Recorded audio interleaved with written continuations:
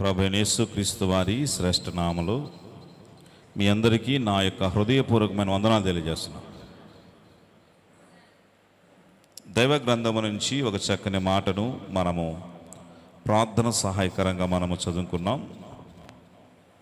దానియేలు గ్రంథం 9వ అధ్యాయము 22, 23 వచ్చిన భాగాల్లో ఒక మాట ఉంది. ఆ మాటని తీసిన వారు తీసి చూడండి, చదవండి.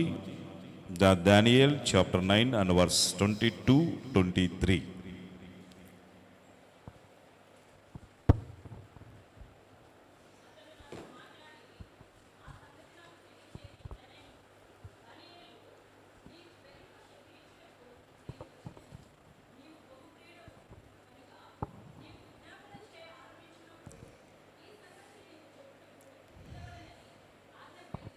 ఓకే, మంచిది. అదే కీర్తనలు 21:2. కీర్తనలు 21:2.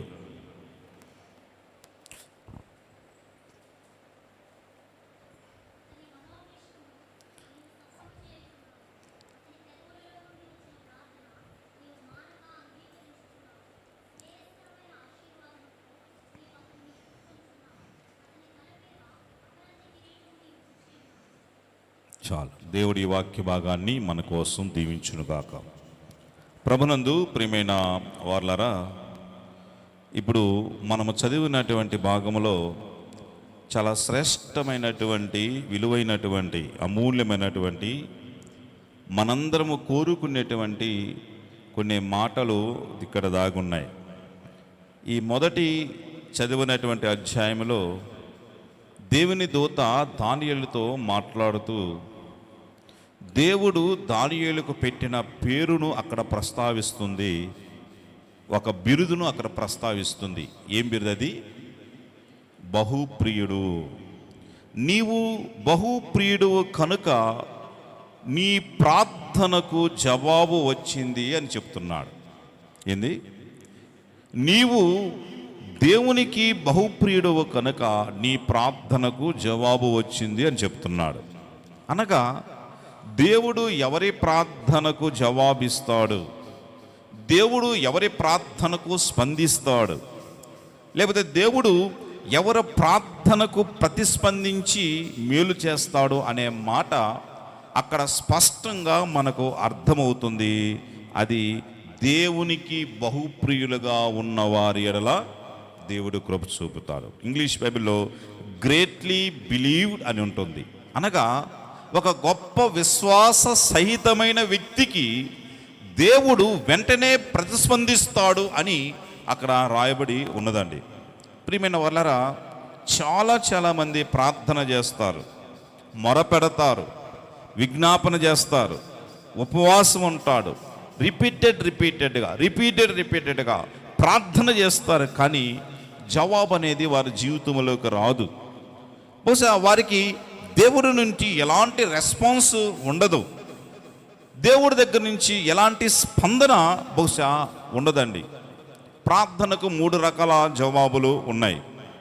బహుశా ఆ 3 రకాల ప్రార్థన జవాబులు బహుశా కొంతమందికి ఏమీ అర్థం కావు. మొదటిది ఏంటండి? దేవుడి దగ్గర మనకు ప్రార్థనకు ఆన్సర్లు 3 ఉన్నాయి. నేను చాలాసార్లు చెప్పాను. మొదటి ఆన్సర్ ఏంటి? అవును అని అంటాడు, ఎస్ చేస్తాను అంటాడు. రెండవది, దానికి ఆపోజిట్ ఏంటి? దేవుడు కాదు కూడా అంటాడు, కాదు అని అంటాడు. మూడవ ఆన్సర్ ఏంటి? మూడవ ఆన్సరు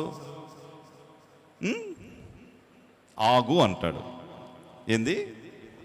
అవును, కాదు, ఆగు. ఈ 3 ఆన్సర్లు మన ఏ ప్రార్థనకైనా దేవుడు ప్రస్పందించే విధానం. సో మనం అవును అన్నప్పుడు ఆనందపడతాం. అబ్బా, దేవుడు ఎంత గొప్ప దేవుడు అండి, దేవుడు ఎంత మంచి దేవుడు అండి, అబ్బబ్బబ్బబ్బబ్బా అని చెప్పి భయంకరంగా దేవుడిని గొప్పగా పొగుడుతాం. అదే కాదు అన్నాం అనుకోండి, మనం ఏం చేసుకుంటాం? ముఖము చిన్నబుచ్చుకుంటాం. అబ్బా, ఏం దేవుళ్ళే అమ్మ, అందరు మేలు చేసిన రోజు చేస్తున్నాడు, ఇచ్చిన వాళ్ళకి ఇస్తున్నాడు, దేవుడికి కూడా స్వార్థం ఉందండి అని చెప్పేసి అవాక్కులు చవాక్కులు దేవుడి మీద రుద్దేవాడిగా ఉంటాం. అయితే ఆగు అన్నాం అనుకోండి, ఎంతసేపు ఆగాలయ్యా, ఎన్ని రోజులు ఆగాలయ్యా అని చెప్పేసి దేవుడి మీద గునికేవాడిగా సనిగేవాడిగా ఉంటాం. అయితే ఇక్కడ చాలామంది ప్రార్థనకు దేవుడు ఈ 3 ఆన్సర్లు ఏ సమాధానం ఇయ్యడు. వారు ఎన్నిసార్లు ప్రార్థన చేసినా కూడా, ఎన్నిసార్లు మొరపెట్టినా కూడా, ఎన్నిసార్లు దేవుడి దగ్గర గోచారినా కూడా ఏ ఆన్సరు ఇవ్వరండి. అందుకని ఇదే మాట 10వ అధ్యాయం 11వ వచనంలో ఒక చక్కని మాట ఉంది. చూద్దాం. 10వ అధ్యాయం 11వ వచనం చూడండి. అదే దానియేలు గ్రంథం 10వ అధ్యాయం 11వ వచనంలో దానియేలుకు స్పందించిన తీరు చూద్దాం. దానియేలు, నీవు బహుప్రియుడవు కనుక, ఏంటండి, నీవు బహుప్రియుడవు కనుక నేను నీ యొద్దకు పంపబడితని అని అంటున్నాడు. అదే అధ్యాయం 18వ వచనం కూడా చూడండి. అదే 10వ అధ్యాయం 18వ వచనం భాగం.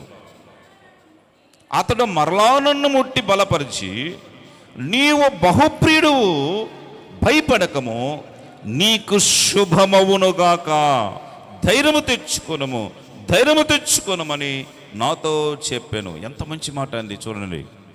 అనగా 9వ అధ్యాయములో ప్రార్థనకు జవాబు బయలుదేరింది. 10వ అధ్యాయంలో దూత పంపబడ్డాడు. 18వ వచనం వచ్చేసరికి అభయమిస్తున్నాడు. డోంట్ ఫియర్, భయపడకు, నేనున్నాను, నేను నీ ప్రార్థన ఆలకించాను, నీ ప్రక్కనే ఉన్నాను, నీ స్వరం నాకు వినబడింది, నీ ప్రార్థన నాకు వినబడింది, నేను ప్రస్పందిస్తున్నాను అన్నట్లుగా దేవుడు ఒక ఆన్సర్ని దానియేలు ప్రార్థనకు అనుగ్రహించాడండి. దేవునికి బహుప్రియుడుగా ఉన్నవాడికి దేవుడు ఇచ్చేటువంటి 3 ఆధిక్యతలు ఇక్కడ మనకు కనిపిస్తున్నాయి. ప్రార్థనకు వెనువెంటనే జవాబిస్తాడు, 2వదిగా దూతల కాపుదలిస్తాడు, 3వదిగా అభయమిస్తాడు. దేవుడు ఏందండి, అభయమిస్తాడు. ప్రియమైన సోదరులారా, ప్రార్థనకు జవాబు రావటం లేదంటే, దేవుని దూతల కాపుదల నీకు లేదంటే, అంత మాత్రమే కాదు, దేవుని నమ్ముకుని కూడా, దేవుని విశ్వసిస్తూ కూడా, అంత మాత్రమే కాదు, దేవుణ్ణి భయంకరంగా భక్తి చేస్తూ కూడా ఇంకా నీ గుండె లోతుల్లో భయం, నీ అవసరతల భయం, నీ హృదయవాంఛల భయం, నీ యొక్క కొదువేళ్ల భయం, నీ అపజయం వల్ల భయం కలిగి ఉందంటే బహుశా నువ్వు దేవునికి బహుప్రియుడు కాకపోవచ్చు అని దేవుడి వాక్యం మనతో మాట్లాడుతుంది. ప్రియమైన సోదరులారా, అందును బట్టి మనము దేవునికి బహుప్రియులుగా ఉండటానికి ప్రయత్నించాలి. ప్రియమైన సోదరులారా, ప్రియమైన సోదరి, నువ్వు దేవునికి బహుప్రియుడివేనా? ప్రార్థన చేస్తున్నావు, అయ్యా నా అవసరత ఏంటి, నా కొదువేంటి, నా అక్కర ఏంటి, నాకు మేలు రాలేదేంటి అని చెప్పేసి దేవుడి దగ్గర గోచారుతున్నావు. అయితే చెక్ యువర్ సెల్ఫ్, మనకు మనంగా పరిశీలించుకున్నావు, నీకు నువ్వుగా పరిశీలించుకో, నేను నిజంగా దేవుడికి బహుప్రియులేనా? అనగా గ్రేట్లీ బిలీవ్ పర్సన్గా నేనున్నానా? ఒక గొప్ప నమ్మకస్తుడుగా దేవుడి కోసం నేనున్నానా? దేవుడు నమ్మకస్తుడే, ఆ దాంట్లో ఏమాత్రం సందేహం లేదు. దేవుడు బహుశా మాట ఇచ్చి విని తీసుకునేటువంటి గొప్ప దేవుడే, దాంట్లో ఏమాత్రం సందేహం లేదు. కానీ నేను దేవుడికి నమ్మకస్తుడుగా ఉన్నానా? నేను దేవుడికి ప్రియుడిగా ఉన్నానా? నేను దేవుణ్ణి ప్రేమించేవాడిగా ఉన్నానా? మనం ఏమనుకుంటామంటే ఆయనే ప్రేమించాలి, ఆయనే మనల్ని నమ్మాలి, ఆయనే మనం విశ్వసించాలి, ఆయనే వాగ్దానం ఇవ్వాలనుకుంటాం. కానీ ప్రియమైన సోదరులారా, నువ్వు దేవుడికి ఎప్పుడైనా వాగ్దానం ఇచ్చావా? నువ్వు ఎప్పుడైతే దేవుడికి వాగ్దానం ఇస్తావో, ఎస్ లార్డ్, నేను నీ కోసం బ్రతుకుతాను, నేను నీ కోసం జీవిస్తాను, నీ కోసం ఈ నిర్ణయం తీసుకుంటాను, నీ కోసం నేను ఇలాగ బ్రతుకుతాను అని చెప్పేసి మనము దేవుడికి ఏదైనా వాగ్దానం చేస్తున్నామా? ఆయన వాగ్దానాలకు ఎదురు చూస్తే నీవు నేను ఆయనకు బహుప్రియుడిగా మారాలంటే ఆయనకు కూడా మాట ఇచ్చేవాడిగా ఉండాలి. ఇలాంటి వారు దేవునికి బహుప్రియులు. అయితే దేవుడు దానియేలుకు బహుప్రియుడిగా వాగ్దానం ఇచ్చాడు, మరొకరికి ఇంకొక వాగ్దానం కూడా ఇచ్చాడు. అది కూడా చూద్దాం. ప్రకటన గ్రంథము 3వ అధ్యాయము 17వ వచన భాగం చూడండి. ప్రకటన గ్రంథము 3వ అధ్యాయము 17వ వచన భాగములో ఒక సంఘాన్ని మొత్తాన్ని ఒక భయంకరమైన పేరుతోటి, బిరుదుతోటి అక్కడ పిలుస్తున్నాడు. చూద్దాం. నీవు దౌర్భాగ్యుడను, దిక్కుమాలిన వాడవును, దరిద్రుడవును, గుడ్డివాడవును, దిగంబరుడై ఉన్నావని ఎరుగక. అబ్బో, ఈ మాటలు ఇక్కడుండి ఇక్కడ చదివిన బట్టి సరిపోయింది, కానీ ఒకవేళ మిమ్మల్ని అంటే అక్కడ వచ్చి కొడతారేమో నన్ను. ఎందుకు బట్టి అంటే ఇక్కడ మాటలాగా ఉన్నాయి. నువ్వు దౌర్భాగ్యుడవు, దిక్కుమాలిన వాడవు, దరిద్రుడవు, గ్రుడ్డివాడవు, దిగంబరుడవై ఉన్నావని అని అంటున్నాడండి.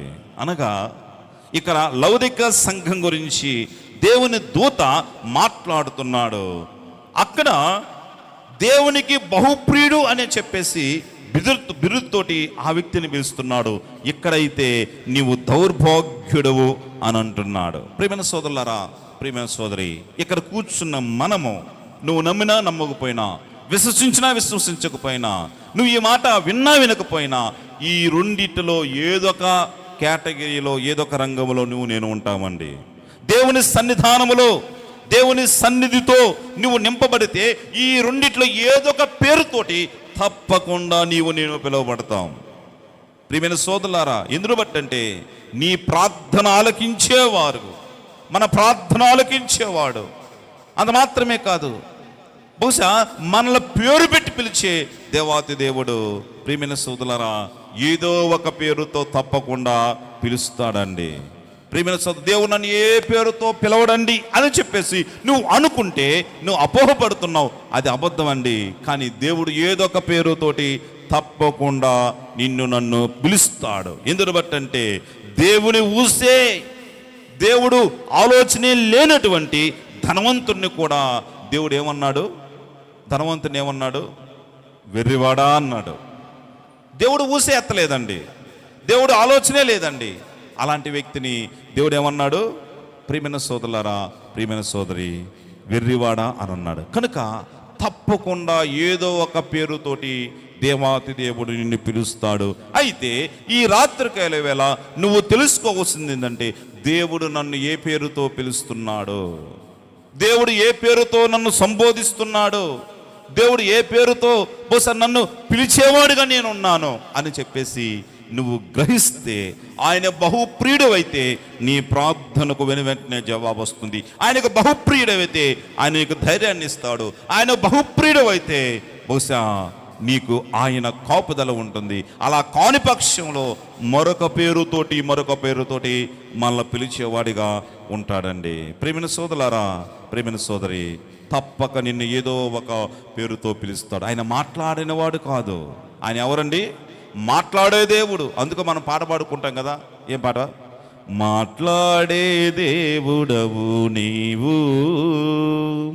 మాట్లాడని రాయివి చెట్టువు నీవు కావు, మాట్లాడని రాయివి చెట్టువు నీవు కావు, మాట్లాడే దేవుడవు నీవు. అవునండి, ఆయన మాట్లాడే దేవుడు. ప్రియమైన సోదరులారా, ఆయన మాట్లాడే దేవుడు అయి ఉండగా నిన్ను ఏదో ఒక పేరుతో పిలుస్తుండగా నువ్వు ఆయన ఏ పేరుతో పిలువబడే వ్యక్తిగా ఆయన ఎదుట ఉన్నావో ఒక్కసారి బహుశా గ్రహించాలి. అయితే దానియేలు దేవునికి బహుప్రియుడు కావటానికి చాలా కారణాలు ఉన్నాయి అక్కడ. అయితే వాటిలో జస్ట్ 2-3 మీకు చూపించి నా వాక్య సందేశాన్ని ముగిస్తానండి. ప్రియమైన వాళ్ళరా, దానియేలు దేవునికి బహుప్రియుడు అని మనం చెప్పుకుంటున్నాం. మంచిదే, బహుప్రియుడు అవటం వల్ల ప్రార్థన వెంటనే పడింది, దేవుడి దూతలకు కావలి ఉండింది. అంత మాత్రమే కాదు, ఆయన నుంచి ఒక ధైర్యం, ఒక అభయం వచ్చింది. అయితే దేవునికి బహుప్రియుడు నువ్వు కావాలంటే ఏం చేయాలి? దానియేలు గ్రంథం 9వ అధ్యాయం 20వ వచనం చూడండి. దానియేలు గ్రంథం 9వ అధ్యాయము 20వ వచన భాగం. దానియేలు 9:20 వచ్చిన భాగం. నేను ఇంకా పలుకుచు ప్రార్థన చేయొచ్చు పవిత్ర పర్వతము కొరకు నా దేవుడిని యెహోవా ఎదుట నా పాపమును నా జనము యొక్క పాపములను ఒప్పుకొనుచు నా దేవునికి విజ్ఞాపన చేయుచుంటిని. ఇక్కడ ఏం చేస్తున్నాడు? ప్రార్థన చేయుచు నా దేవుడిని యెహోవా ఎదుట నా పాపమును నా జనముల యొక్క పాపమును ఒప్పుకొనుచు నా దేవునికి విజ్ఞాపన చేయుచుంటిని. ఇక్కడ ఏం చేస్తున్నాడు? విజ్ఞాపన చేస్తున్నాడు. ఏమని విజ్ఞాపన చేస్తున్నాడు? అయ్యా, మా కుమార్తెకు ఉద్యోగం కావాలి, అయ్యా నా కుమారునికి వివాహం కావాలి, అయ్యా నా బిడ్డ 10th క్లాస్ పాస్ కావాలి, అయ్యా నాకు అది కావాలి ఇది కావాలి అని చెప్పేసేసి అక్కడ ప్రార్థన చేయటం లేదు. కానీ అక్కడ ఏం చేస్తున్నాడు ప్రియమైన సోదరుడా, అక్కడ తన పాపములను ఒప్పుకొని ప్రార్థన చేస్తున్నాడు. రెండవది అక్కడ పశ్చాత్తాపుడవుతున్నాడు. అక్కడ అయ్యా నేను పాపిని ప్రభువా, నీవు నా దేవుడివి, అయితే నేను పాపిని. అక్కడ నా నా నా దేవుడు నా దేవుడు నా దేవుడని అక్కడ 3 సార్లు ప్రస్తావించబడింది. ప్రియమైన సోదరులారా, నువ్వు దేవునికి బహుప్రియుడు కావాలంటే, ఈ రాత్రికాల వేళ నీ ఉపవాసం ఆయన అంగీకరించాలంటే, నీ ప్రార్థనకు ఆయన జవాబు ఇవ్వాలంటే, దానియేలుకు ప్రార్థన చేసిన వెంటనే పరలోకము నుంచి జవాబు బయలుదేరినట్టుగా ఈ రాత్రికాల వేళ నీ ప్రార్థనకు కూడా దేవుడు వెనువెంటనే ప్రతిస్పందించాలంటే నువ్వు తప్పకుండా కావలసినది ఏంటండి ప్రియమైన సోదరులారా, నీ పశ్చాత్తాపముతో కూడినటువంటి ప్రార్థన. ప్రియమైన సోదరులారా, ప్రార్థన కొరకు సమయం హెచ్చించేవారు బహుప్రియులండి.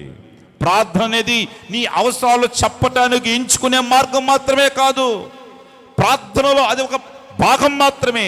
నీ అవసరాలు బహుశా దేవునికి చెప్పుకోవటం ప్రార్థన అంటే నీవేంటో దేవుడికి చెప్పుకోవటం. That's the prayer.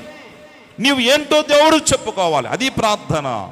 నీ జీవితంలో ఆయన కోరినది ఆయన దగ్గర నుంచి తెలుసుకోవాలి. ప్రభువా, నీవు నా జీవితం నుంచి ఏం కోరుతున్నావయ్యా, నేను ఎలాగా ఉండాలని కోరుతున్నావు, నేను ఎలాగా ఉండాలని అనుకుంటున్నావు అని చెప్పేసి నీ జీవితం గురించినటువంటి దేవుని హృదయ వాంఛ నువ్వు తెలుసుకోవటం ప్రార్థన. ఆయన మాట విని నీ జీవితాన్ని దిద్దుకోవటం ప్రార్థన. అంత మాత్రమే కాదు, ఆయనతో సహవాసం చేయటం ప్రార్థన, ఆయనతో స్నేహం చేయటం ప్రార్థన, ఆయనతో ముచ్చటించటం ప్రార్థన. అంత మాత్రమే కాదు, ఆయన ఎంత గొప్పవాడో, ఎంత ఔన్నత్యం కలిగిన వాడో, ఎంత మహోన్నతుడో బహుశా ఇవన్నీ తెలుసుకొని ఆయన్ని స్తుతించటం ప్రార్థన. ఇన్ని రకాల ప్రార్థనలు మనం ఉన్నప్పుడు మనకు తెలిసిన ఒకే ఒక ప్రార్థన, ఒకే ఒక ప్రార్థన. ఏం ప్రార్థన? అయ్యా నాకు అది కావాలి, అయ్యా నాకు ఇది కావాలి, అయ్యా నాకు అది చెయ్యి, నాకు ఇది చెయ్యి, అంత కావాలి, వాళ్ళు చూడు వీళ్ళు చూడు. ఇదే మన ప్రార్థన. తప్పంటూ లేదు, తప్పకుండా దేవుణ్ణి అడగాల్సిందే. ప్రియమైన సోదరులారా, ఆదాము దగ్గరకు వచ్చి బహుశా దేవుడు ఏమన్నాడండి, ఆదామా ఎక్కడా అని అన్నాడు.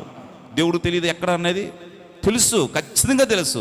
ఆదామా ఎక్కడన్నాడు అనగా ఆదాముకు తెలియాలి నేను ఎక్కడున్నానన్న సంగతే.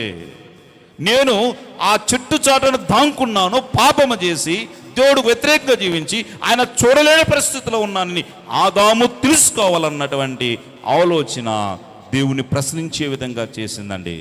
ఆ గుడ్డివాడి దగ్గరకు వచ్చి అంత మాత్రం, ఓ దావీదు కుమారుడా నన్ను కరుణించు, ఓ దావీదు కుమారుడు నన్ను కరుణించు అని చెప్పేసి బహుశా ప్రణమిల్లుతూ ప్రార్థన చేస్తున్నాడు. అన్ని వేల మందిలో నుంచి ఆయన స్వరాన్ని విన్నటువంటి యేసుక్రీస్తు వారు ఆయన దగ్గరకు వచ్చి ఏమన్నాడండి, వెంటనే ఎస్ నన్ను కోరుకున్నవయ్యా లే అని చెప్పనలేదు. బహుశా ఏమన్నాడు, ఏం కావాలి అని అన్నాడు. అనగా వారి అవసరత వారు, అనగా మనం తప్పకుండా దేవుణ్ణి అడగాలి, దాంట్లో ఏమాత్రము సందేహం లేదు. అడగాలి, గోజాడాలి, ఓర్పు ఉండాలి, సహనముతోటి మారు అడగాలండి, దాంట్లో ఏమాత్రం. అయితే ప్రియమైన వాటికంటే అది ఒక భాగం మాత్రమే. బహుశా వాటన్నిటికంటే నీవేమిటో దేవునికి చెప్పటము చూసావా, అది నిజమైన ప్రార్థన. ఆయన కోరిక తెలుసుకోవటం నిజమైన ప్రార్థన. ఆయన మాట విని నీ జీవితాన్ని దిద్దుకోవటం నిజమైన ప్రార్థన అనుభవం. ఆయనతో స్నేహం చేయటం, ఆయనతో సహవాసం చేయటం, ఆయనతో ముచ్చటించటం. అంత మాత్రమే కాదు, ఆయనంత గొప్పవాడు, దాన్ని బట్టి దేవుని నామాన్ని మహింపరచడం అనేది ప్రార్థన. ఇలాంటి ప్రార్థన అనుభవాలు ఉండాలండి. అందుకే ప్రార్థన చేయని వాడు శాపగ్రస్తుడు, పాపము చేసిన వాడు అవుతాడని దేవుడి వాక్యం తెలియజేస్తుంది. ప్రియమైన సోదరులారా, నువ్వు ప్రార్థనలో ఒక 100 పాలు చేయాలనుకోండి, నువ్వు చేసే ప్రార్థన 1 పాలే, ఇంకా 99 పాళ్ళు నువ్వు చేయలేదండి. ప్రియమైన సోదరులారా, ప్రియమైన సోదరి, ఈ సమయం దేవునితో మాట్లాడుతున్నాడు. బహుశా ఒక సోదరు, నేను పేరు చెప్పను కానీ, ఒక ఆయన మన ఊర్లోనే పెట్రోల్ పోయించుకోవటానికి బహుశా పెట్రోల్ బంక్ దగ్గరికి వెళ్ళాడు. పెట్రోల్ పోయవలసినటువంటి ఆ పెట్రోల్లో ఏం చేశారంటే, పెట్రోల్లో ఏం జరిగిందంటే వాళ్ళు డీజిల్ పోసారు. డీజిల్ పోస్తే ఇంకా కదలదు, ఎందుకంటే పెట్రోల్ పోయాలి, డీజిల్కి డీజిలే పోయాలి. అబ్బా వాళ్ళ ఇంకా ₹1,00,000, ఒక 5 లక్షలు 6 లక్షలు కారు, జస్ట్ ఒక 500 పెట్రోల్ పోసాడు. పెట్రోల్ పోస్తే బహుశా అక్కడ ఇంకేం పెట్రోల్ పోసి అయ్యయ్యో ఆ పాప అన్నారు, 500 పోసాడు, అయిపోయింది, ఇంకేం చేయడానికి లేదు. అలాంటి సమయంలో వెంటనే బహుశా నాకు కూడా వచ్చింది సమాచారం. నాకు తెలిసిన మెకానిక్ ఫోన్ చేశాను, అయ్యా ఇట్లా అయ్యింది, ఇట్లా చెయ్యాలి, బహుశా ఈ పెట్రోల్ బదులు డీజిల్ పోసారు, ఏం చేయాలని అంటే బహుశా అప్పుడు చెప్పారండి. అప్పుడు బహుశా ఎంత పెట్రోల్ ఉంది అని అంటే అప్పుడు ఫుల్ ట్యాంక్ ఉంది, బహుశా 30 భాగము బహుశా ఫుల్ పెట్రోల్ ఉంది. బహుశా ఎంత పోసారు, 500కే పోసామంటే 500 పోసారు కనుక ఏం కాదు, మీ ఇంజిన్ ఏం కాదు, దశ మీరు వెళ్ళొచ్చు అని చెప్పారండి. అనగా ఏది ఎక్కువ ఉంది, పెట్రోల్ ఎక్కువ ఉంది, డీజిల్ తక్కువ ఉంది కదా, సరిపోయింది. కానీ ఇక్కడ మన ప్రార్థనలో ఏముండటం లేదు, మన దేవుడు కోరుకుని ఉండటం లేదు. కానీ దేవుడు బహుశా కొద్దిగా చాలున్నది మాత్రం ఏముంటున్నది, చాలా ఎక్కువగా ఉంటుంది. బహుశా మ్యాచ్ అవుతాయా, మ్యాచ్ కావు. ప్రియమైన సోదరులారా, అనగా మనం ప్రార్థన చేయాలి, నిజమైన ప్రార్థన చేయాలి, విశ్వాసయుతమైన ప్రార్థన చేయాలి. అందుమాత్రుడు దేవుడు మనస్సును కోరేటువంటి, దేవుడు మనస్సును తెలుసుకునేటువంటి ప్రార్థన చేస్తే తప్పకుండా నీవు దేవునికి బహుప్రియుడు అవుతావు. ఫలితంగా నీ ప్రార్థన దేవుడు ఆలకించి వెనువెంటనే జవాబు ఇచ్చేవాడుగా ఉంటాడు. రెండవది, బహుశా దానియేలు ఆ ప్రార్థనలో ఏం చేశారంటే పశ్చాత్తాపుడు అయ్యాడు కనుక బహుప్రియుడు అయ్యాడండి. అనగా అసలు దానియేలు చేసిన పాపం ఏంటి అనంటే ఆ 6వ అధ్యాయంలో చూసాం, 7వ అధ్యాయంలో చూడండి, 8వ అధ్యాయంలో చూడండి, 9వ అధ్యాయంలో చూడండి, బహుశా 10వ అధ్యాయంలో చూడండి. బహుశా ఆ అధ్యాయంలో దానియేలు దేవునికి వ్యతిరేకంగా ఏ చిన్నదైనా చేసినట్లుగా మనము గమనించలేమండి. కానీ ఆయన ఏం చేస్తున్నాడు, అయినా తన ప్రజల పాపాన్ని ఒప్పుకుంటున్నాడు. అయినా అయ్యా నీకు వ్యతిరేకంగా నేను జీవించి వచ్చానేమో అని చెప్పేసేసి పశ్చాత్తాపముతోటి ప్రార్థన చేసేవాడిగా ఉన్నాడండి. అనగా ప్రార్థనలో పశ్చాత్తాపం అనేది అవసరమండి. ప్రియమైన సోదరులారా, నువ్వు నీతిమంతుడు అన్న ధీమా నీ హృదయంలో ఉండవలసినదే. కానీ అయ్యా నీ ఎదుటికి వచ్చేసరికి నేను శూన్యం నాయనా. బస్ అంతుని బట్టే బహుశా దేవదూతలు ఆ యొక్క పరిశుద్ధులైనటువంటి మహోన్నతుడైనటువంటి దేవుని ఎదుట చూసినప్పుడు ఆయన వెలుగును, ఆయన పరిశుద్ధతను చూసి బహుశా ఆ పరిశుద్ధతను, ఆ వెలుగును వారు చూడలేక ఏం చేస్తున్నారు, రెక్కలతోటి తన ముఖాన్ని కప్పుకుంటున్నారంట. రెక్కలతోటి తన ముఖాన్ని కప్పుకుండా తన కాళ్ళను కప్పుకొని అయ్యా నీ ఎదుటికి వచ్చేసరికి మేము పరిశుద్ధులమే, మాలో ఏ పాపము లేదు, కానీ నీ ఎదుటికి వచ్చేసరికి ప్రియమైన సోదరులారా, ప్రియమైన సోదరి, బహుశా ఆయన మన యొక్క దోషాలు కనిపిస్తాయేమో. బహుశా నేను నా వైట్ షర్ట్లు ఒక 10-15 ఉంటాయండి, 10-15 ఉంటాయి. బహుశా 10-15లో బహుశా ఒక వైట్ షర్ట్ చూసేవాడికండి. మా నాన్నగారు అప్పుడు చూసేవాళ్ళు. నేను కూడా ఇస్త్రీ చేసుకున్న తర్వాత వైట్ షర్ట్లు మొత్తం చూసుకున్న తర్వాత ఒక షర్ట్ చూస్తే నాకు తెల్లగా ఉంటుంది. మరొక షర్ట్తో కంపేర్ చేసేసరికి ఈ తెల్లది కొద్దిగా డార్క్ కనిపిస్తుంది. అంత మాత్రం ఇంకొక షర్ట్తో చూసేసరికి మళ్ళీ ఈ షర్ట్ కూడా ఇంకో షర్ట్ తోటి ఇక కొత్తది తీసుకొచ్చామనుకోండి, ఈ షర్ట్లన్నీ పాతేలా కనిపిస్తాయి. అనగా ఆ పరిశుద్ధుడైన దేవుని ఎదుట మనం ఉన్నప్పుడు బహుశా మన యొక్క పాపాలన్నీ తేట తెల్లమవుతాయి. కనుక ప్రభునందు ప్రియమైన సోదరులారా, ప్రియమైన సోదరి, క్షమించబడకుండా నీవు ప్రభు యొద్దకు రాలేవు. కనుక ప్రార్థనలో పశ్చాత్తాపం అవసరమండి. అలాంటి దానియేలు తన పాపాలను ఒప్పుకుంటున్నాడు. మనమండి వారం వచ్చేసరికి ఎన్నెన్నో దేవుడికి వ్యతిరేకమైన కార్యాలు చేస్తూ వస్తున్నాం. మన కళ్ళు కంట్రోల్లో ఉండవు, మన నోరు కంట్రోల్లో ఉండదు, అది మాత్రమే మన మనస్సు ఆధీనంలో ఉండదు, మన సమస్తము మన ఆలోచనలు మన ఆధీనంలో ఉండవు. ఇలాంటి మనల్ని మనం ఒప్పుకోవలసిన వారంగా ఉన్నామన్న వాస్తవాన్ని గుర్తించాలండి. నాలో ఏ పాపము లేదని చెప్పువాడు అబద్ధికుడని దేవుడు వాక్యం తెలియజేస్తుంది. అందుకే లౌకిక సంఘముతో అని అంటున్నాడు, నేను అన్ని బాగానే ఉన్నాను, నేను ధనవంతుణ్ణి, నేను వృద్ధి చేసుకుంటున్నాను, నాకు దేవుడు బాగా వృద్ధి చేస్తున్నాడండి, దేవుడు బాగా మంచిగా ఉన్నాడండి, ఎక్కడ పోయినా లాభం వస్తుందని అన్నట్టుగా ఉన్నారు లౌకిక సంఘం. కానీ దేవుడు అంటున్నాడు, నువ్వు అనుకుంటున్నావు కదా, తప్పు. బహుశా నువ్వు పైకి బాగానే ఉన్నావు, కానీ నీవు దౌర్భాగ్యుడవు అని బహుశా లౌకిక సంఘముతో అంటున్నాడండి. ప్రియమైన సోదరులారా, ప్రియమైన సోదరి, ఇలాంటి వారిగా మనం ఉన్నామేమో. ఈ రాత్రి కాలేవల దేవుడు బహుశా నీతో మాట్లాడుతున్నాడు. నాకేమో కొదువా, నేను బాగానే ఉన్నాను, దేవుని నేను బాగానే ఉన్నాను కనుక నా ప్రార్థన వెంటనే వినబడాలి. నేను బాగానే ఉన్నాను, నా ప్రార్థన వెంటనే జవాబు రావాలి. నేను బాగానే ఉన్నాను, నా ప్రార్థన దేవుడు వెంటనే వినాలి అని చెప్పి బహుశా నువ్వు అనుకుంటుంటే, ఈ రాత్రికాలంలో దేవుని ఇతను మాట్లాడుతున్నాడు. What is your status? నీ స్టేటస్ ఏంటి, నీ స్థితి ఏంటి అనేది నీకు నీవుగా తెలుసుకోవాలి. లోకరాసు వర్తమానంలో మనం చూస్తున్నాం. లోకరాసు వర్తమానంలో సుంకరి ప్రార్థన చేశాడు. అంత మాత్రమే కాదు, ప్రియమైన పరిశుద్ధుడు ప్రార్థన చేశాడండి. ఒక ఆయనైతే తానే నీతిమంతుడుగా బహుశా దేవుడు చెప్పుకుంటున్నాడు. ఒక ఆయనైతే దేవుని ఎదుట కూడా తల ఎత్తలేక అక్కడ దూరాన నుంచిన అయ్యా నేను పాపని అన్నాడండి.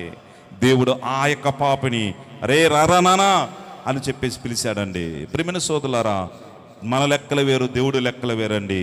కనుక ప్రియమైన ఇది తెలియక ప్రార్థనలో మనము నలగలేం, ప్రార్థనలో పశ్చాత్తాపడలేం, ప్రార్థనలో క్షమించబడలేం, ప్రార్థనలో మన జీవితాన్ని మనం ఒప్పుకోలేకపోతున్నాం, ప్రార్థనలో దేవుడు మనసు ఏంటో మనం ఎరగలేకపోతున్నాం. కారణం దేవుడు లెక్కలు వేరుగా ఉన్నాయి, మన లెక్కలు వేరుగా ఉన్నాయి. కనుక ప్రియమైన సోదరులారా, అందును బట్టి మన లెక్కలు వేరుగా ఉన్నాయి కనుకే మన లెక్క ప్రకారం వెళుతున్నాం, చివరకు బోల్తా పడిన తర్వాత దేవుణ్ణి నిందిస్తున్నాం. మన లెక్కల ప్రకారం వెళుతున్నాం, చివరకు మన ప్రార్థనలు పోతే బహుశా అంగలారుస్తున్నాం. మన లెక్కల ప్రకారం వెళుతున్నాం, చివరకు దేవుడు స్పందించకపోతే ఈ దేవుడు నిజమైన దేవుడు కాదంటున్నామండి. కనుక ప్రభునందు ప్రియమైన వాళ్ళరా, మన లెక్కల వేరు, దేవుడు లెక్కల వేరు. కనుక బహుశా దేవుడు లెక్కల దృష్టిలో మనం పోయి దేవుడి నుంచి ఉన్నతమైన మేలు పొందుకునేవారుగా ఉండాలండి. ప్రియమైన సోదరులు, కనుక నువ్వు ఏ పేరుతో పిలువబడుతున్నావు? నువ్వు బహుప్రియుడు అయితే దేవుడు దృష్టితో, దేవుడి లెక్కలో చూస్తే నువ్వు బహుప్రియుడు అయితే నీ ప్రార్థన వెంటనే ఆలకించబడుతుంది. దేవుని దూతల కాపుదల నీకుంటుంది. అంత మాత్రమే కాకుండా నీ ప్రార్థనకు దేవుడు స్పందిస్తాడు.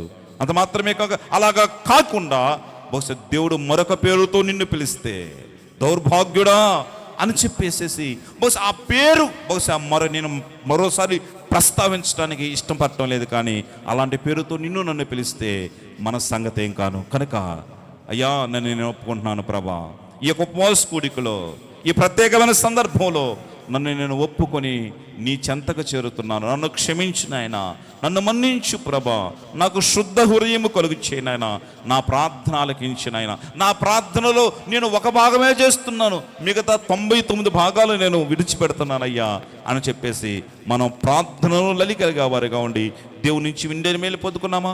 అందరలాగే తల వంచండి, కళ్ళు మూసుకునండి. ఒక్క నిమిషం మనం ప్రార్థన చేద్దాం. ప్రభా, అయ్యా నన్ను క్షమించు నాయనా. ఇంతకాలం అయ్యా నీకు వ్యతిరేకంగా జీవిస్తూ కూడా నా ప్రార్థన వినబడటం లేదే, నా ప్రార్థన ఆలకించబడటం లేదే, ఏంటి ప్రభా నా ప్రార్థన ఆలకించడం లేదని దేవుడి మీద సనిగేవాడుగా ఉన్నావు. ఈరోజు నీతో మాట్లాడాడు. ఏ పేరుతో నిన్ను పిలుస్తున్నాడు? ఆయన కోరిన ప్రార్థన నువ్వు చేస్తున్నావా? ఆయన మనసును తెలుసుకునే ప్రార్థన చేస్తున్నావా? ఆయన హృదయాన్ని తెలుసుకునే ప్రార్థన చేస్తున్నావా? అయితే నువ్వు బహుప్రియుడివి. అలా కాని పక్షంలో ఎప్పుడు నా అవసరాలు, ఎప్పుడు నా కోరికలు, ఎప్పుడు నాకు అది కావాలి, ఇది కావాలి, అది చెయ్యాలి, ఇది చెయ్యాలి అని నువ్వు సనిగేవాడిగా ఉంటే దేవుడు మాట్లాడుతున్నాడు. ప్రియమైన సోదరుడా, ప్రియమైన సోదరి, నువ్వు దౌర్భాగ్యుడిగా మిగిలిపోతావు. ఇంకా భయంకరమైన పదాలు అక్కడ ఉపయోగించబడ్డాయి.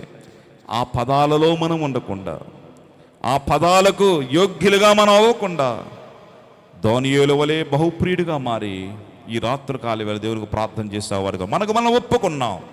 అయ్యా నా జీవితం నీకు తేటతెల్లం, తెరిచిన పుస్తకం వలె నీ ఎదుట ఉన్నది నాయన.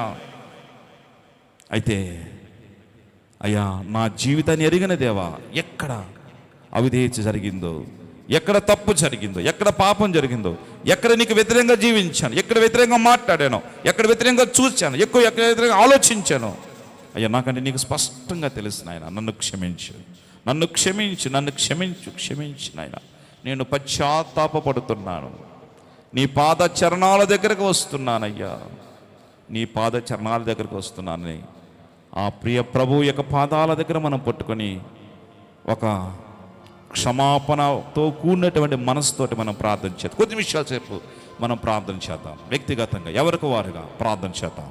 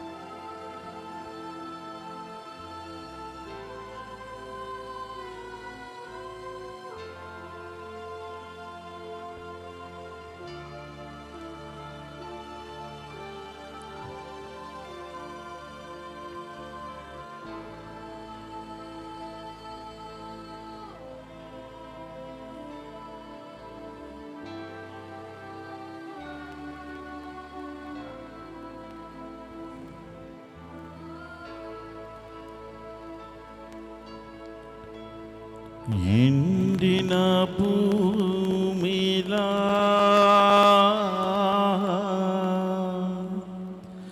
ఎండెను నా జీవితం, మిగిలిన మోడులా నిలచెను ఈ క్షణం. ఎండిన భూమిలా ఎండెను నా జీవితం, మిగిలిన మోడులా నిలచెను ఈ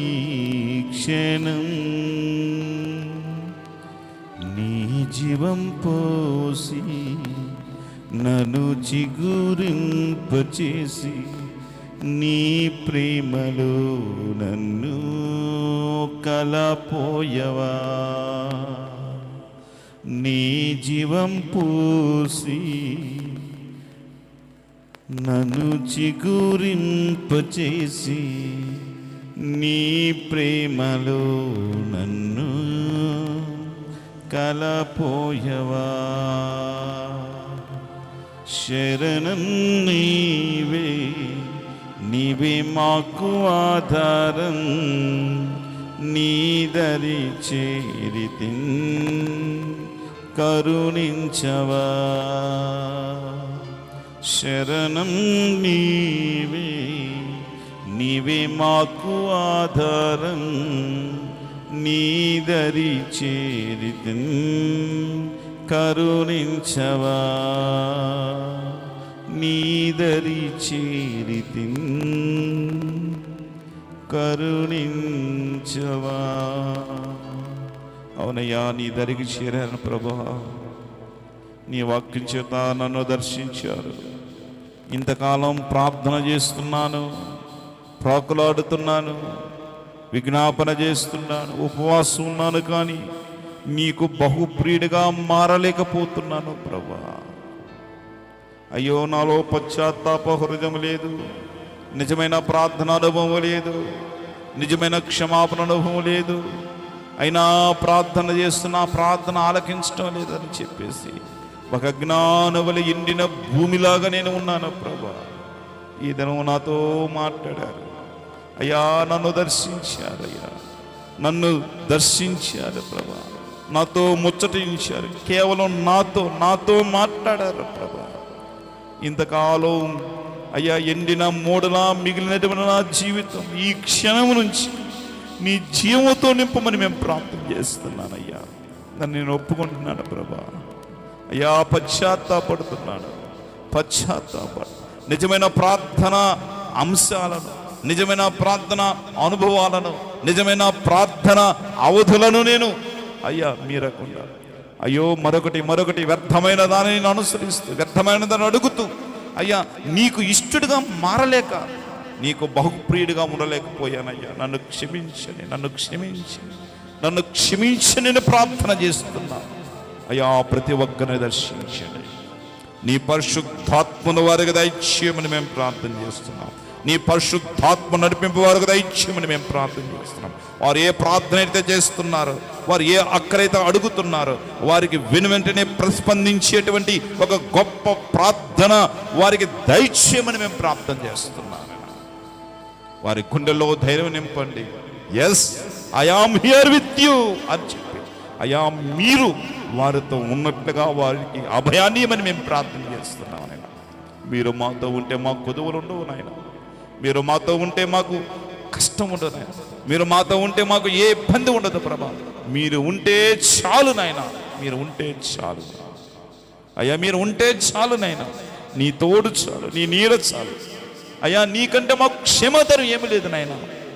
అయ్యా, మీరు ఉంటే నాకు సమస్తం అనుగ్రహిస్తారని అయ్యా నీ వాక్యం సెలవిస్తుండగా అయ్యా, నీ నీతిని, నీ రాజ్యాన్ని వెతికేవారుగా అయ్యా నీకు మమ్మల్ని సమర్పించుకునే ప్రార్థన అనుభవం మాకు దైత్యమని ఇక్కడ కూర్చున్న బిడ్డలందరూ దర్శించినందులకై, వాళ్ళ హృదయాలతో మాట్లాడినందులకై మరొక మారు నిండు మనసుతో కృతజ్ఞతలు చెల్లిస్తూ ఈ దినము నుంచి ఒక నూతనమైనటువంటి ప్రార్థన అనుభవం ప్రతి ఒక్కరి జీవితములో కలుగు చేసినందులకై నీకే నిండారుగా స్తుతులు స్తోత్రాలు తెలుస్తూ మా ప్రాణప్రియుడైన యేసు నామములో ప్రార్థించి స్తుతించి అడిగి వేడుకుంటున్నాం తండ్రి. ఆమేన్.